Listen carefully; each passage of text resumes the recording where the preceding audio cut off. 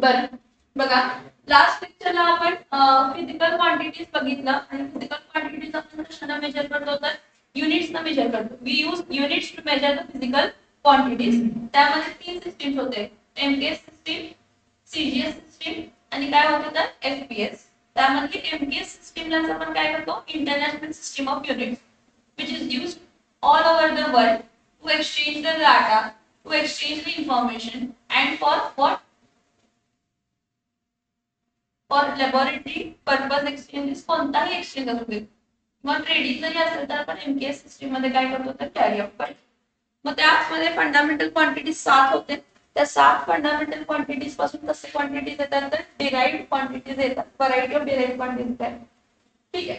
आता आपण आपल्या केमिस्ट्री मध्ये लागणारे जे काय इम्पॉर्टंट फिजिकल प्रॉपर्टीज आहेत ते काय करायचं आहे तर डिस्कस करायचं आहे.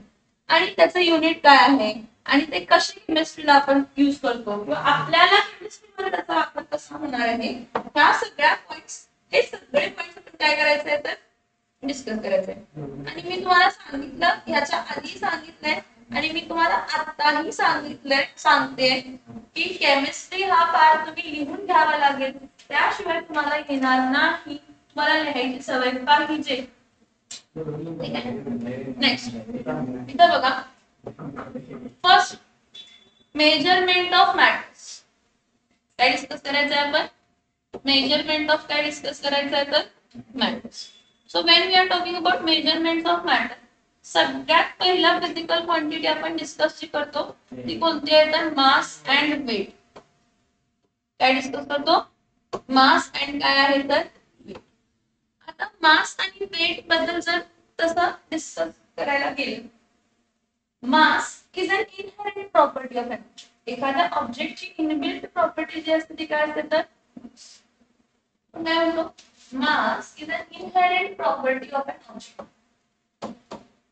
मास is an inherent property of an object which depends on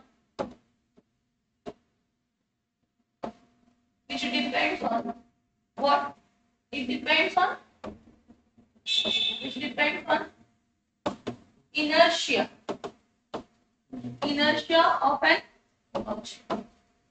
Mass is an inherent property of an object which depends on the property called as inertia, which is related to physics dimension, which is related to physics. Mass is an inherent property of an object which depends on the inertia of an object. Now, what is inertia? What is inertia?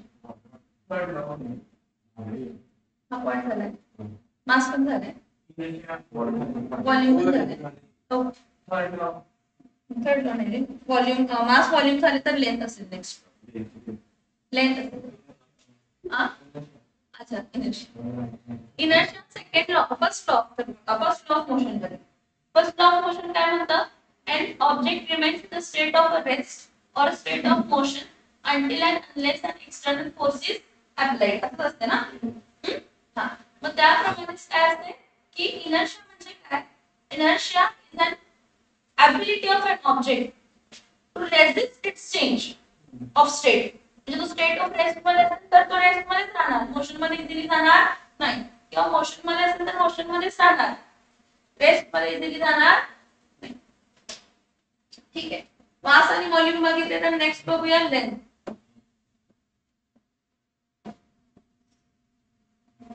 Normally length is used to measure a distance between two objects, distance between 2 points म्हणूया. Length is used to measure distance between 2 points. Normally the SI unit of length, SI unit of length काय असते तर metre असते. पण जेव्हा आपण chemistry मध्ये length हा पॉइंट बघतो तर आपल्याला स्मॉलर युनिट्स लागतात मोस्टली. का तर आपण काय काय मेजर करत असतो, आपण radius of atom, radius of atom, त्यानंतर ना रेडियस ऑफ ॲटम म्हणजे त्याला आपण काय म्हणतो तर ॲटॉमिक रेडियस. काय म्हणतो, ॲटॉमिक रेडियस. त्यानंतर ना बॉन्ड लेंथ, त्यानंतर ना bond length between two atoms. आता बॉन्ड लेंथ म्हणजे पण त्यासाठी डिस्क्राइब करते किंवा वेव्हलेंथ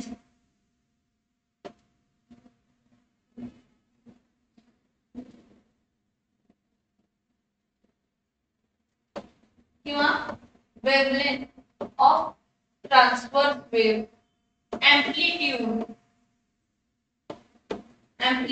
ऑफ अ वेव्ह हे मेजर करण्यासाठी मोस्टली लेंथ आपण अप्रॉक्सिमेट यूज करतो.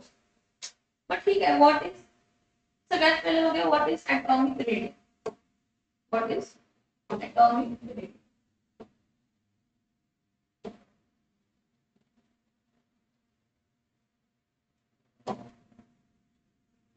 हा सेंटरला न्यूक्लियस आहे.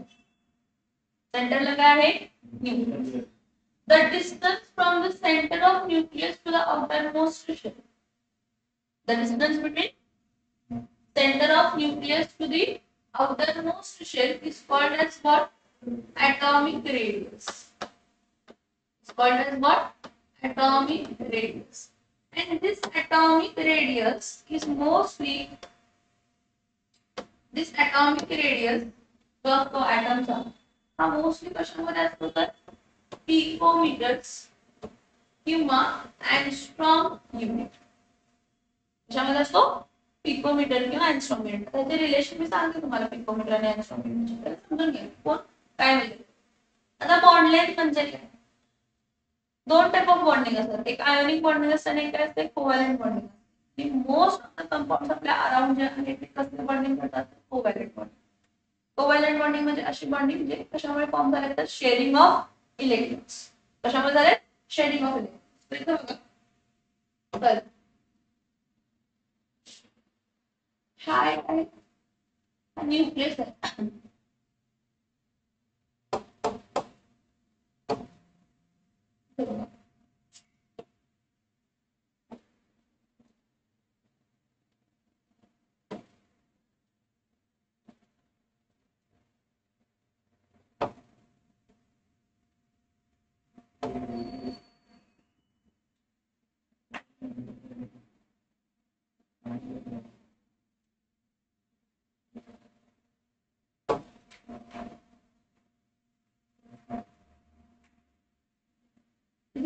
हा येतो होता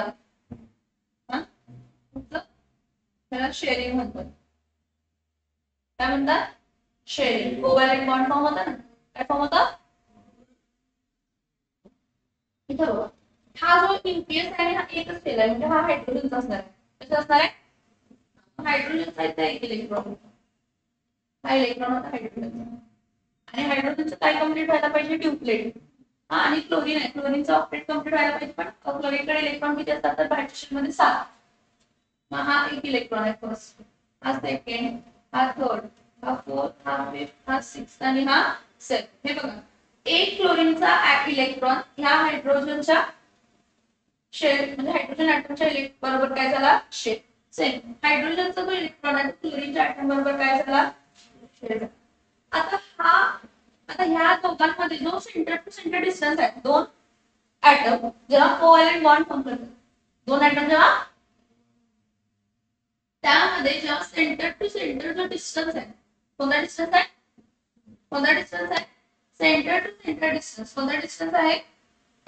centre to centre distance.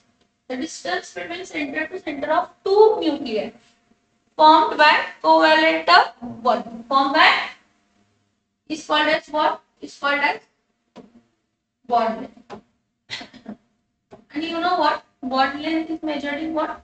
Bond length is measured in either angstrom unit or nanometer. SI unit तो मीटर आहे मान्य आहे. पण आपण पाहिजे ना त्याचे रिलेशन बघा आपण बघणार. बरं तुम्हाला वेव्ह माहिती करे waves are there are two forms of waves. एक ट्रान्सवर्स वेव्ह असते आणि एक लॉन्जिट्युडिनल वेव्ह असते. लाईट जी ट्रॅव्हल होते ती कशामध्ये ट्रॅव्हल होते? ट्रान्सवर्स वेव्ह मध्ये. आणि इलेक्ट्रोमॅग्नेटिक रेडिएशनचा पार्ट लाईट आहे. आणि आपण म्हणतो physical chemistry is a branch of chemistry which deals with the physics related concept म्हणजे फिजिकल केमिस्ट्रीचे कन्सेप्ट पण असतात त्यामध्ये. मग सर्वात असं बघितलं तर ट्रान्सफर्स वेव्ह अशी काहीतरी असते, ही तुमची ट्रान्सफर्स वेव्ह आहे. कसली वेव्ह आहे? Transverse wave. ही ट्रान्सफर्स वेव्ह कशी फॉर्म झालेली असते तर क्रेस्ट ट्रफ, क्रेस्ट ट्रफ. ठीक आहे. आता the distance between two consecutive crest, the distance between two consecutive crest, the distance between two consecutive crest, लगेचचे डोंगर, लगेचचे डोंगर, the distance between two consecutive crest or two consecutive trough. Trough म्हणजे valley, दरी. ह्याला वेव्हलेंथ म्हणतो आपण, lambda. काय म्हणतो आपण? Wavelength lambda. ठीक आहे. आणि ह्या क्रेस्टची हाईट किंवा ट्रफची डेप्थला अँप्लिट्यूड म्हणतो. काय म्हणतो? आणि नॉर्मली हे जी वेव्हलेंथ आहे ना, वेव्हलेंथ ज्याला लॅम्बडा आपण यूज करतो, this wavelength is measured in nanometers or angstrom. कशामध्ये मेजर केली जाते? नॅनोमीटर किंवा अँगस्ट्रॉम युनिट. आता बघा मी रिलेशन काय सांगतो. 1 metre is equals to 10 decimetres. काय असते? 1 मीटर म्हणजे therefore 1 decimetre is equals to 10 raised to -1 काय असणार आहे तर मीटर. समजते का मी काय सांगितलंय? परत 1 मीटर म्हणजे तुमचं काय असते तर 100 सेंटीमीटर. किती असते? किती असते? 100 सेंटीमीटर. किती असते? 100 सेंटीमीटर. मग 1 मीटर म्हणजे 100 सेंटीमीटर असते. मग 1 सेंटीमीटर म्हणजे काय असणार आहे तर 10 raised to -2 मीटर. परत 1 मीटर म्हणजे तुमचं काय असते तर 1000 मिलीमीटर, 1000 mm. काय असते? 1000 mm. तर 1 मिलीमीटर म्हणजे काय असते तर 10 raised to -3 मीटर. काय असते? 10 raised to -3 मीटर. परत 1 metre is equals to 10 raised to 6 micrometre. कसला मीटर? 10 raised to 6 micrometre. मग 1 मायक्रोमीटर इज इक्वल्स टू काय असणार आहे? 1 micrometre is equals to 10 raised to -6 metre. परत 1 metre is equals to 10 raised to 9 nanometre. 1 metre is equals to 10 raised to 9 nanometre.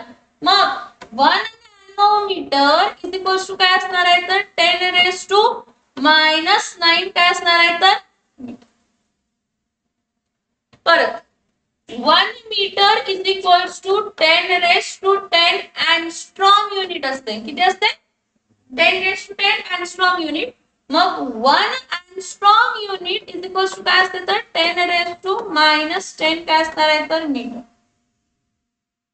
परत 1 metre is equals to 10 raised to 12 picometre.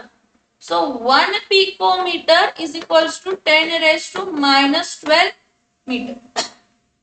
1 meter is equals to 10 raised to 15 fermimeters FM. So 1 fermimeter is equals to 10 raised to -15 काय असणार आहे तर fermimeter. 10 raised to -15 metre. 10 raised to -15 काय असणार आहे? म्हणजे जे हे नॉर्मल आहे काय 1 किलोमीटर इज इक्वल्स टू काय असते तर 1000 मीटर. आणि 1 मीटर म्हणजे काय असते तर 1000 काय असते तर millimetre. So 1 kilometre is equals to 10 raised to 6 काय असते तर मिलीमीटर. आता बाळांनो okay this is okay. But जर मला हे सेम टर्म्स जर मला कशामध्ये पाहिजे मीटर ऐवजी सेंटीमीटर, कशामध्ये पाहिजे मीटर ऐवजी कशामध्ये पाहिजे हा मग -2 करायचं, -+2 करायचं ह्यामध्ये सगळ्यांना. काय करायचं यामध्ये प्लस. मग 1 मायक्रोमीटर इज इक्वल टू काय येणार आहे तर 10⁻⁻⁴ काय येणार आहे सेंटीमीटर. -9 काय होणार आहे तर -7 काय होणार आहे सेंटीमीटर. 1 एंगस्ट्रॉम काय होणार आहे 10⁻⁸ सेंटीमीटर. 10⁻⁻10 सेंटीमीटर. 10⁻13 सेंटीमीटर. आपण त्यात यूज काय करतो आपण मोस्टली बघा वेव्हलेंथ कशामध्ये मेजर करतो नॅनोमीटर्स मध्ये. अँगस्ट्रॉम युनिट मध्ये पण वेव्हलेंथ मेजर केली जाते. हे काय म्हणतात त्याला पिकोमीटर काय वापरतो ॲटॉमिक रेडिया. काय वापरतो atomic radii picometres as length picometre. Fermimetre काय आपण जास्त यूज करत नाही. फर्मीमीटर आपण यूजच करत नाही पण माहिती झालं पाहिजे. समजतंय लिहून घ्या नोट डाऊन करा सगळं पटपट नोट डाऊन करा.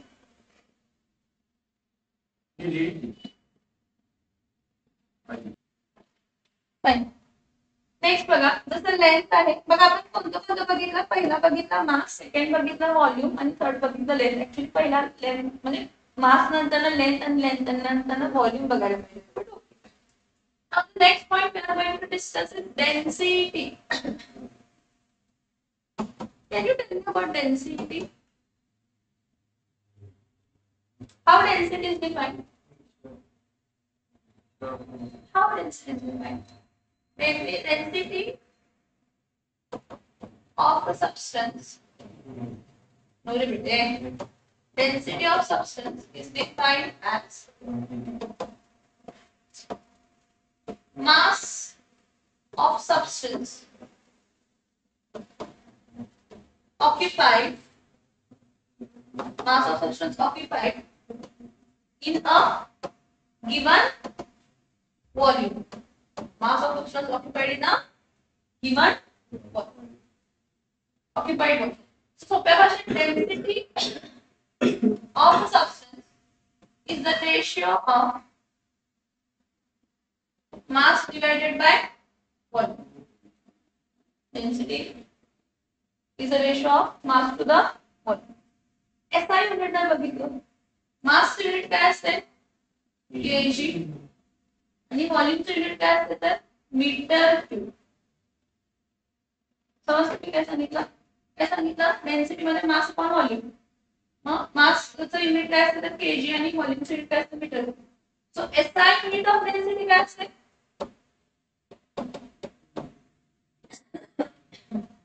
SI unit of density काय आहे तर kg पर काय आहे तर मीटर. याचं कन्वर्जन कसं करतो 1 kg म्हणजे किती ग्रॅम असते 1000 ग्रॅम. 1 kg म्हणजे किती ग्रॅम असते 1000 ग्रॅम. आणि 1 मेट्रिक क्यूब म्हणजे किती असते 1000 डेसिमेट्रिक क्यूब. 1 मेट्रिक क्यूब म्हणजे किती असते 1000 डेसिमेट्रिक क्यूब. हे व्हॉल्यूम्स मध्ये बघितलं आपण. हा 1000 कट झाला तर काय राहिलं ग्रॅम पर डेसिमेट्रिक क्यूब. हा एक्झामला विचारतात किंवा सीईटीला हा इम्पॉर्टंट आहे आपल्याला की 1 kg पर मेट्रिक क्यूब म्हणजे किती असते 1 ग्रॅम पर काय असते तर centimetre. 1 kg per metric cube is equal to काय असते डेसिमीटर. पण नॉर्मली जी आपण डेन्सिटी बघतो ना आपण जी मेजर करतो डेन्सिटी ती डेन्सिटी नॉर्मली मेजर केली जाते gram per centimetre cube. This is CGS unit. कसल्या युनिट्स मध्ये मेजर करतो आपण डेन्सिटी सीजीएस. पण हा कन्वर्जन लक्षात ठेवा की 1 kg per metric cube is equal to 1 gram per काय असते तर डेसिमीटर. फिक्स्ड व्हॉल्यूम मध्ये मास जास्त आहे म्हणजे डेन्सिटी काय असणार आहे जास्त. फिक्स्ड व्हॉल्यूम मध्ये मास कमी आहे तर डेन्सिटी काय असणार आहे कमी. सोप्या भाषेत बघा जर डेन्सिटी इन्व्हर्सली प्रोपोर्शनल टू काय आहे व्हॉल्यूम. डेन्सिटी कोणाला इन्व्हर्सली प्रोपोर्शनल आहे व्हॉल्यूम. म्हणजे जर व्हॉल्यूम इन्क्रीज झालं काय इन्क्रीज झालं व्हॉल्यूम इन्क्रीज झालं डेन्सिटी काय होणार आहे डेन्सिटी काय होणार आहे इथं फक्त पॉइंट बघूया मग लिहून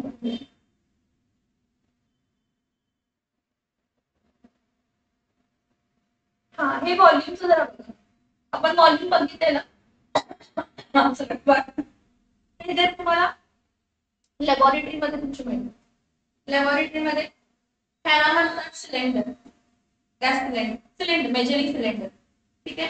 हो, त्याला पिपेट म्हणतात. पिपेट सगळ्यात ऍक्युरेट मेजरमेंट जर कोणता व्हॉल्यूमेट्रिक कंटेनर देत असेल तर तो कोण आहे तर पिपेट. तुम्ही घेतला ट्राय यूज पण केला असेल पिपेट की असं त्याला एखाद्या ऍसिड मध्ये वगैरे टाकायचं आणि असं ओढतो आपण किंवा त्याच्यावरती पंप्स असतात ते पंप्स प्रेस करायचं आणि सोडायचं म्हणजे सक होतं. नाही ड्रॉप नाही की ह्याला कसं एक पंप लागतं. मोस्टली पिपेट आउट करतो जेव्हा आपण ते तोंडानं करतो. नॉर्मली माउथ तर सक आउट करतो असतो पण एखाद्या ऍसिड मध्ये डिप करतो आणि जरा असं सक करतो. सक करून मग पकडतो त्याला आणि मग आपल्या हँडच्या लेवलला इथं जे आहे मार्क असते ना मार्क आपण त्याला काय करतो असतो तर ऍडजस्ट करतो. सगळ्यात ऍक्युरेट मेजरमेंट कोण देतात तर पिपेट. एरर कमी जे असतात त्यानंतर हा ब्युरेट. कोण आहे हा ब्युरेट आणि हा कोनिकल. हे वेगवेगळ्या मेजरमेंट मध्ये म्हणजे वेगवेगळ्या व्हॉल्यूम मध्ये असू शकतात.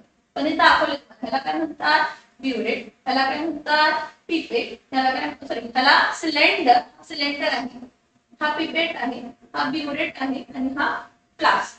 कोनिकल फ्लास्क व्हॉल्यूमेट्रिक फ्लास्क म्हणतो आपण. कसला फ्लास्क म्हणतो volumetric. Next, density. Density of substance is its mass per unit volume. It is determined in the laboratory by measuring both the mass and volume of the sample. The density is calculated by dividing mass by volume. It is a characteristic property of substance. दर substance ची density fixed असते. Water ची density किती आहे 1 gram per? Water ची 1 gram per 1 gram per centimetre cube वॉटरची असते. वेगवेगळ्या ऑब्जेक्टची वेगवेगळी डेन्सिटी असते. ठीक आहे. मग एसआय युनिट ऑफ डेन्सिटी काय असणार आहे SI unit of mass divided by SI unit of volume kg per metre cube. त्याला कन्वर्ट पण मी तुम्हाला करून दाखवलं. 1 केजी म्हणजे 1000 ग्रॅम आणि 1 मीटर क्यूब म्हणजे 10,000 डेसिमीटर क्यूब. 1000 कट करायचं. Gram per decimetre cube is equal to 1 KG per metre. Gram per ML म्हणजे gram per centimetre cube. Per ML म्हणजे हा खाली आहे ना वरती गेल्यावर -1. Laws of indices. Laws of indices काय असतं लॉज ऑफ इंडायसिस मध्ये आपण बघितलंय. एखादी गोष्ट 1 upon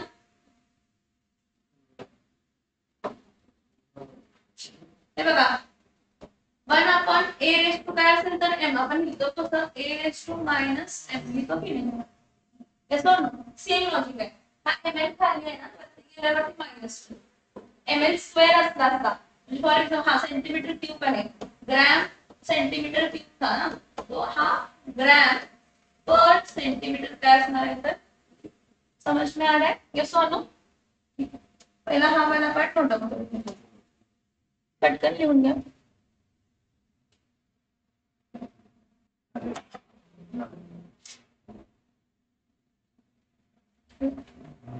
So the next property we are going to discuss is temperature.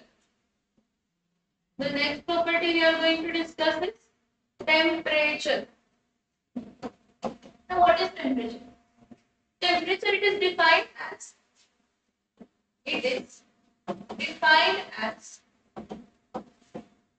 measure of hotness or coldness of an object. Is defined as measure of hotness or coldness of an object.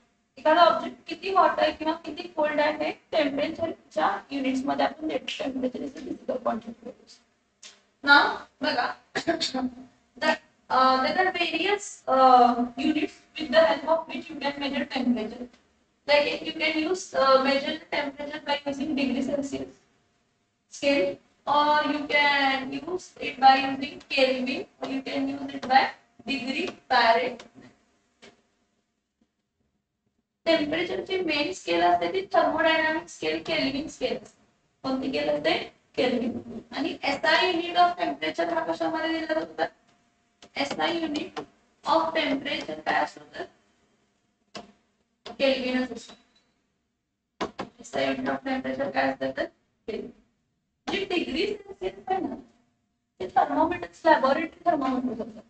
म्हणजे जे आपल्याकडे available आहेत ना कधी बघितले thermometers laboratory thermometer 0 to 100 degree Celsius एवढंच measurement असतं त्यामध्ये.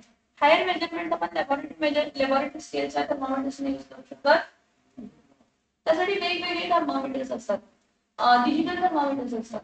आता डिजिटल थर्मोमीटर आहेत सेन्सर्स आहेत सेन्सर्स. त्या सेन्सरला तो थर्मोमीटर जॉईन असतो आणि म्हणजे ते डिग्री मेजरिंग जॉईन असतं आणि त्यावरती डायरेक्टली टेम्परेचर एवढे डिग्री सेल्सिअस आहे. अवन्स वगैरे असतात बघा अवन्स मध्ये टेम्परेचर सेट करतो आहे का हा ते सगळं सेन्सर्स आणि त्याचे थर्मोमीटर्स वेगळे असतात. आपण जे बघितलं ते एकदम सिम्पलेस्ट फॉर्म ऑफ थर्मोमीटर.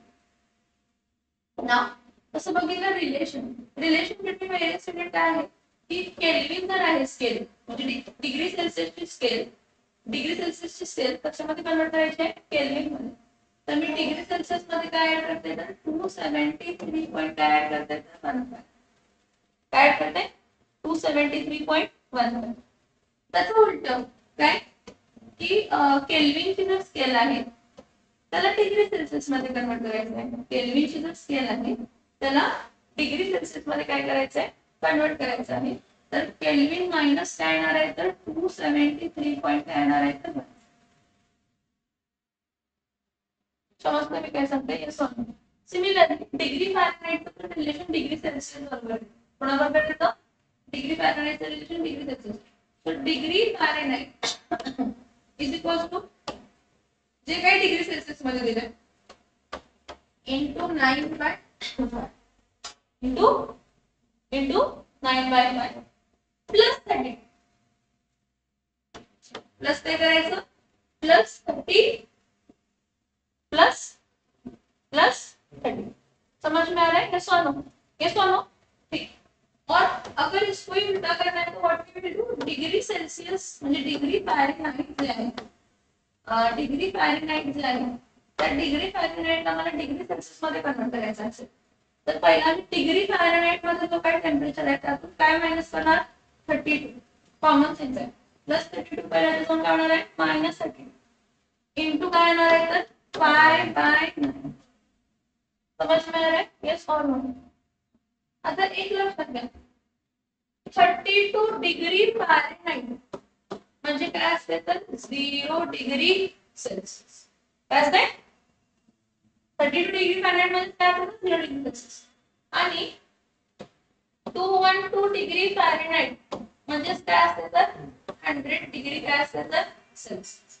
मी तुम्हाला म्हटलं की जी आपण स्केल यूज करतो ती थर्मोडायनामिक स्केल आहे आणि ती thermodynamic scale is the best for the measurement of kelvin temperature because thermodynamic scale starts with 0 Kelvin.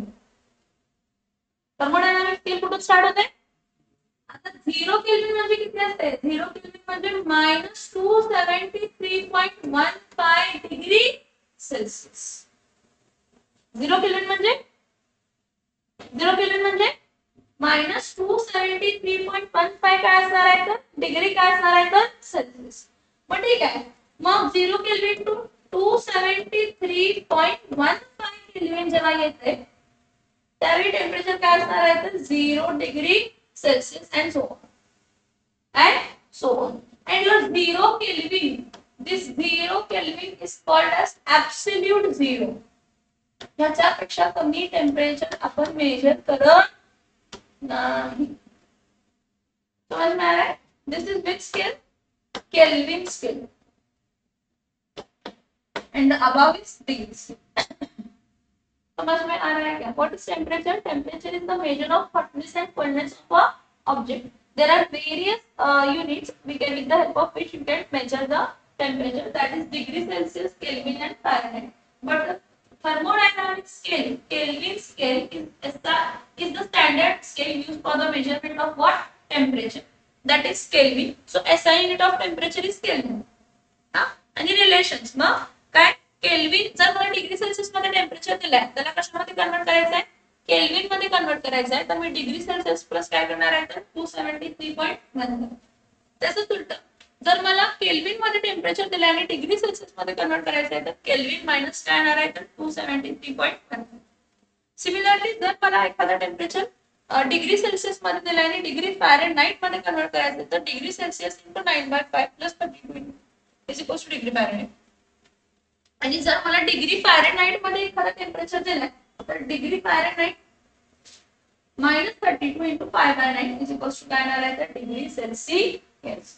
दोन हे जे दिले हे सीईटी पॉइंट ऑफ व्ह्यू दिलेले आहेत. 0 डिग्री सेल्सिअस म्हणजे 32 डिग्री फॅरेनहाइट. पहिला त्याला डिग्री सेल्सिअस मध्ये कन्वर्ट करावं लागतं आणि डिग्री सेल्सिअस नंतर ना डिग्री केल्विन मध्ये कन्वर्ट म्हणजे केल्विन मध्ये कन्वर्ट करावं. समज मिळालं. आता हा 32 डिग्री फॅरेनहाइट म्हणजे 0 डिग्री सेल्सिअस आणि 212 डिग्री फॅरेनहाइट म्हणजे 100 डिग्री काय असणार आहे तर सेल्सिअस. समज मिळालं. 2 एंड सगळ्यात इम्पॉर्टंट हे बघा 0 केल्विन म्हणजे किती -273.15 डिग्री सेल्सिअस आणि 273.15 केल्विन म्हणजे 0 डिग्री. आता पुढची जी असते 0 kelvin is the end. 0 kelvin is the new.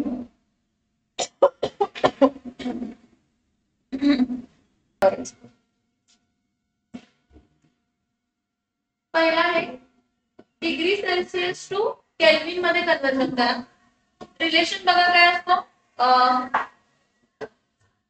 Kelvin is equals two degree Celsius plus 273.15. Relation दिलं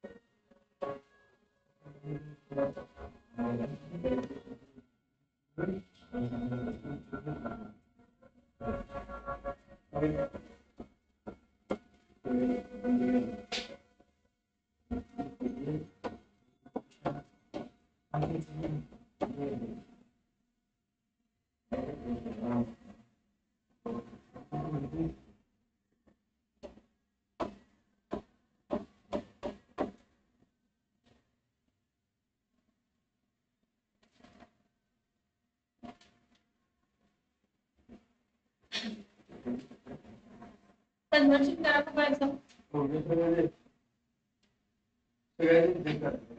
होय करा सगळ्यांचं एकदम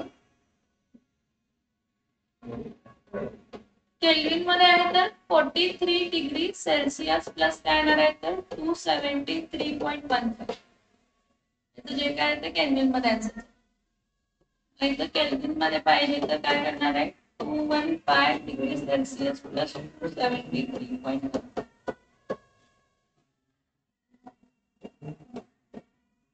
32.5 degree Celsius plus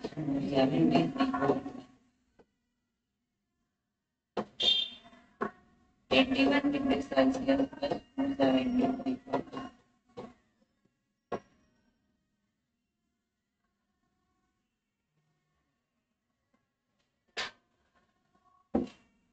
degree Celsius मध्ये आन्सर जर पाहिजे असेल तर जो काय तुमची व्हॅल्यू आहे 273.15 मायनस काय आहे तर 273.15 डिग्री सेल्सिअस मध्ये पाहिजे तर 546.3 केल्विन मायनस 273.15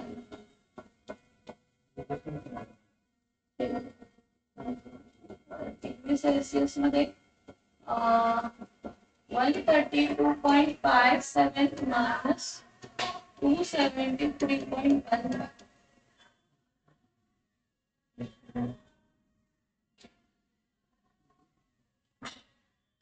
डिग्री सेल्सिअस साठी 800 केल्विन minus 273.15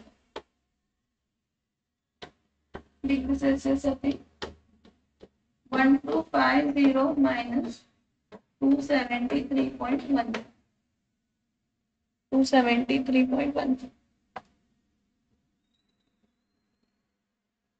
हे सगळे कन्वर्जन्स ट्राय करू